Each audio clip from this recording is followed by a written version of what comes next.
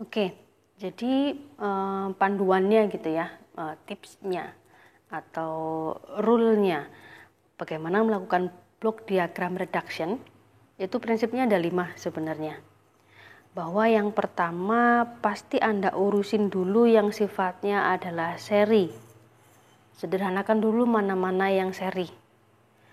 Setelah itu Anda cek juga bersamaan mungkin ya. Jadi sederhanakan blok yang sifatnya adalah paralel. Kalau paralel berarti dijumlahkan. Itu panduan yang kedua. Panduan yang ketiga adalah selalu cari apakah ada feedback loop di sana. Jadi kemarin yang namanya feedback loop, kalau Anda mau menyederhanakan gitu ya, misalkan ini G. Kemudian di sini ada summing junction gitu ya. Oke, kemudian di sini ada feedback sistemnya H, diumpankan balik di sini. Ini adalah setting point-nya, dijumlahkan, dikurangkan dengan feedback signalnya jadi error signal gitu ya. Nah, ini kan kemarin bagaimana kita menyederhanakan menjadi satu buah blok. Ini Y, ini R. Ini kan berarti kemarin sudah kita bahas ya, ini adalah G dibagi 1 plus transfer functionnya sistemnya dikalikan sistem feedbacknya. Nah, ini kalau ketemu feedback loop ini segera sederhanakan. Oke, setelah kemudian Anda menyederhanakan feedback loopnya, biasanya Anda butuh yang namanya memindahkan titik percabangan. Titik-titik junction tersebut bisa percabangan atau kemudian penjumlahan gitu ya. Biasanya Anda perlu memindahkan titiknya, geser ke kiri, geser ke kanan dari si blok diagramnya. Oke, kita coba contoh lagi ya, yang lebih kompleks dari kemarin. Oke, misal kita punya sebuah blok diagram yang cukup kompleks seperti ini.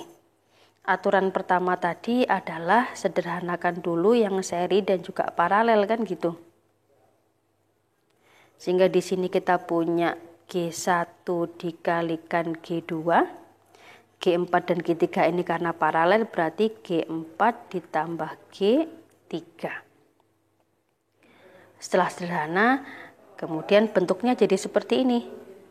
Ya, setelah itu pasti step berikutnya adalah urusin kalau ada yang namanya feedbacknya, feedback loopnya. Ini kan feedback loop namanya.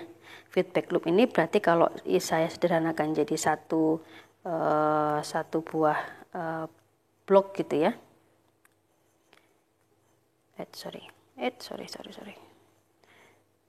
Oke. Nah ini. Jadi kalau disederhanakan jadi satu buah blok, ini kan berarti bagian sistemnya G1, G2 ditambah 1, dibagi 1 ditambah G1, G2 dikali H1. Ya, itu untuk feedbacknya. Kemudian next, setelah feedbacknya udah nggak ada, sekarang kita urusin yang namanya titik percabangannya nih. Ada suatu hal yang bisa kita sederhanakan. Kita bisa menserikan ini kan, G3 plus G4 dengan G5. Tapi dengan syarat apa? Titik percabangannya ini pindahkan ruas ke sebelah kanannya G5. Oke, Anda tadi mengingat bahwa kalau pindah dari percabangan kiri ke sebelah kanan, ya berarti harus ditambahkan satu blok lagi. Nah, coba backnya tadi mana? Nah ini ya, kalau percabangannya dari kiri Anda pindah ke kanan, jangan lupa sisi yang baliknya ini diberi blok 1 per G ya. Oke. Nah berarti ketika dipindah ke sini posisinya ditambahi blok lagi 1 per G, ini diteruskan ke H kan gini ya, H2 ini adalah 1 per G5, ini adalah posisi G5 nya, sehingga ketika ini sudah pindah percabangannya jadi ke sini, nah ini kan bisa kita serikan ini ya, ini menjadi Kalau di seri berarti G3 plus G4 dikalikan G5. Yang sisi H2 ini jangan lupa tadi ada tambahan 1 per G5. Jadinya nanti seperti ini. Nah, jadi lebih sederhana kan? Sehingga kemudian yang ini bisa kita serikan. Setelah seri, bisa kita feedback loop kan dengan yang atas ya. Oke, sehingga tadi setelah diserikan menjadi G3 plus G4 kali G5. Setelah itu kita feedback loopkan dengan H3. Nah, sehingga menjadi G3 plus G4 kali G5 dibagi 1 ditambah G3 plus G4 kali G5 kali H3. Gitu ya. Oke, kemudian setelah selesai, nah ini udah sederhana kan, Anda bisa lihat bahwa ini ya udah diserikan dengan ini, dikalikan.